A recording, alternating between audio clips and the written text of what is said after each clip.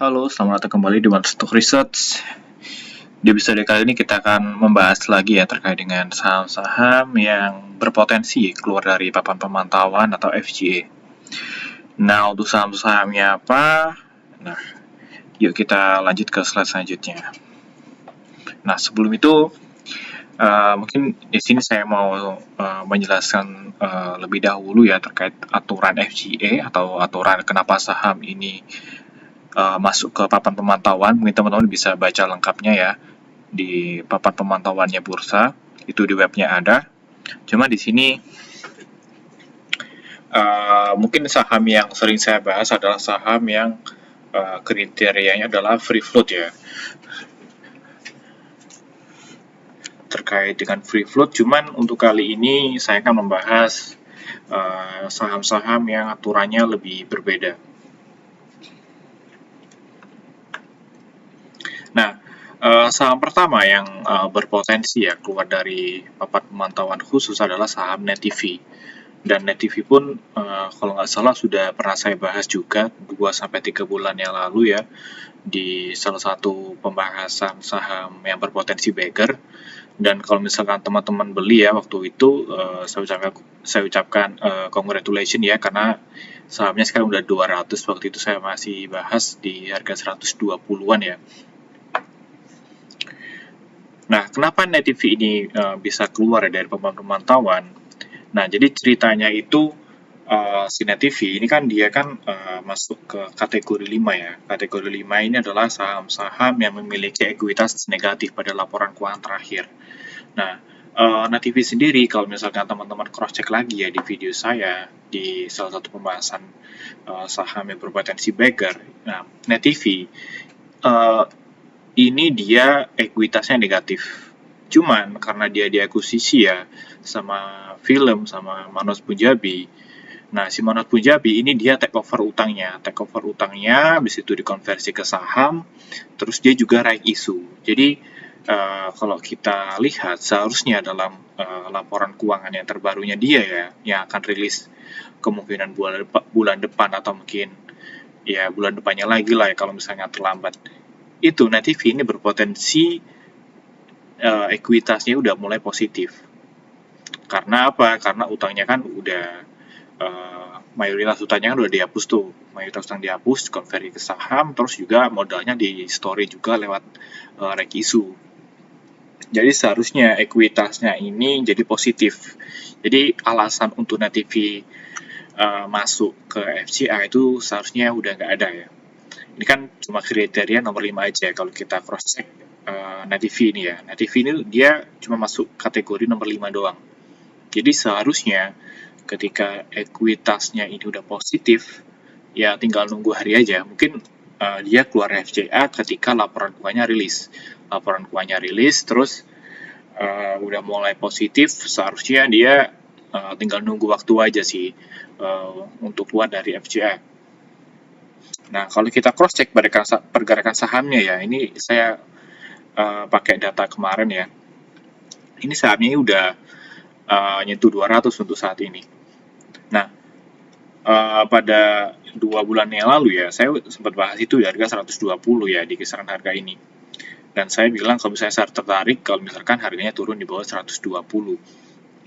Dan sekarang NetTV pun setelah sideways ya selama hampir 1,5 bulan, dia ini sekarang udah mulai naik ya, dan naiknya pun sendiri kemungkinan besar ini ditopang oleh mungkin teman-teman yang udah lama main saham mungkin tahu lah siapa yang naikin NetTV ya.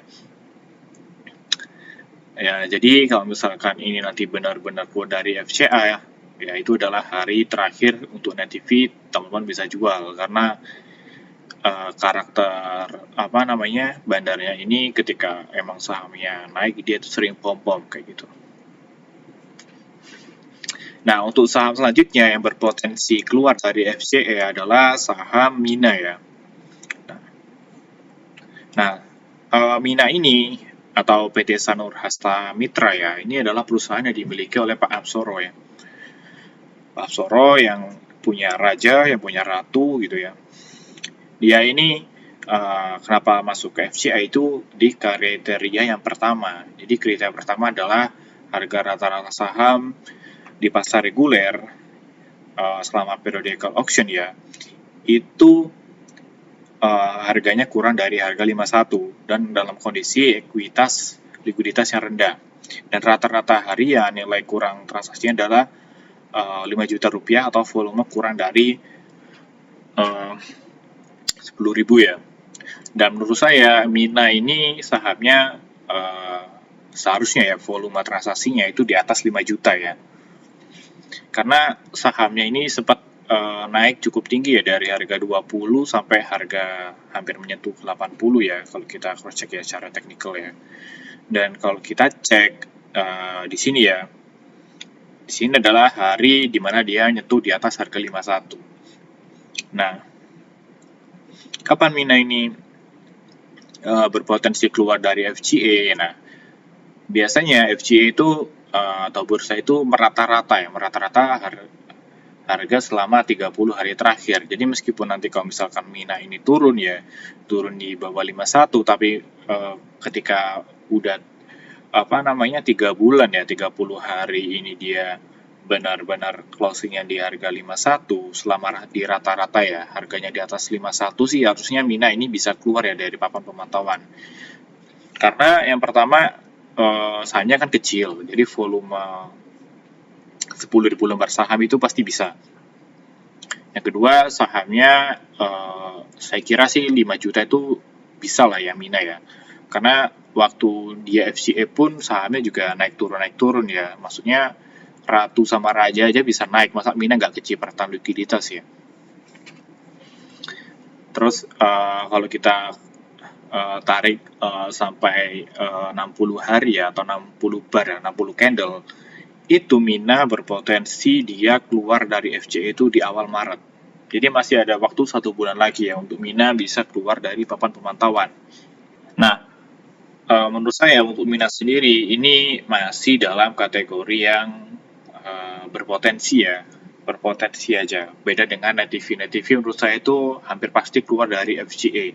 Nah, Mina sendiri ini kalau misalkan dia pengen keluar dari FCA, si badarnya ini harus maintain harganya di atas 51 dan ada likuiditasnya. Dan menurut saya sih ini hal yang cukup mudah ya, karena faktor yang pertama Ratu dan Raja ini lagi hype ya. Terus Mina ini seharusnya dari harga 10 sampai ke 71 ini likuiditasnya pasti cukup besar ya untuk pergerakan sahamnya biasa naik. Dan selama si Mina ini masih masih volatile, seharusnya volumenya masih cukup bagus. Jadi meskipun masih berpotensi, tapi si Mina ini berpotensial besar untuk keluar dari papan pemantauan. Dan untuk saya kan sering bahas ya terkait dengan saham yang free float-nya terpenuhi, habis itu dia keluar dari FCA ya. Sebenarnya ada satu saham yang menurut saya ini cukup menarik, cuman dia ini minusnya dia ini setelah free float-nya terpenuhi, dia ini ngelepasnya ini ke reksadana asing gitu loh. Jadi ada saham yang namanya Diamond. Si Diamond ini dia ini udah ngelepas, si ownernya ngelepas sebagian sahamnya buat memenuhi free float, cuman free float-nya ini dikasihkan ke reksadana asing gitu loh. Jadi sama aja gitu, likuiditas tetap kering gitu loh. Jadi pure yang ada di masyarakat itu sebenarnya kurang dari 1%, dan menurut saya sih sahamnya benar-benar kurang liquid dan sekarang masih masuk ke papan pemantauan karena saking tidak liquidnya ya. Bahkan ada hari di mana Diamond ini gak ada transaksi sama sekali, karena emang mayoritas isinya masyarakatnya itu, kalau nggak masyarakat kemungkinan besar ya saya ngomongnya itu nominal, yang kedua adalah investor, terus yang terakhir ya kemungkinan ya orang-orang terdekat dari ownernya gitu yang punya sahamnya. Jadi sangat sulit untuk likuiditasnya Diamond ini memenuhi aturan yang dimana nilainya ini kurang dari 5 juta dan volumenya ini 10.000 lembar saham ya. Cuman kalau saya hitung-hitung sih untuk diamond sendiri, kalau misalkan dia pengen keluar dari FGA itu seharusnya dia harus tektokan transaksi ya, tektokan transaksi tiap hari ya 8-10 juta lah itu selama 3 bulan. Itu baru dia keluar dari FGA ya. Cuman ya siapa yang mau transaksi tektok-tektokan ya. Nanti kalau misalkan emang ada transaksi seperti itu pasti ya dapat surat cinta juga ya dari bursa ya. Oke teman-teman, thanks for watching dan jangan lupa subscribe ya One Stop Research. Dan sampai jumpa di next video. Kalau misalkan teman-teman ada yang mau request bahas apa, mungkin bisa tulis saja di kolom komentar. Kalau misalkan menurut saya menarik, nanti akan saya bahas. Oke ya, thank you ya untuk waktunya dan sampai jumpa.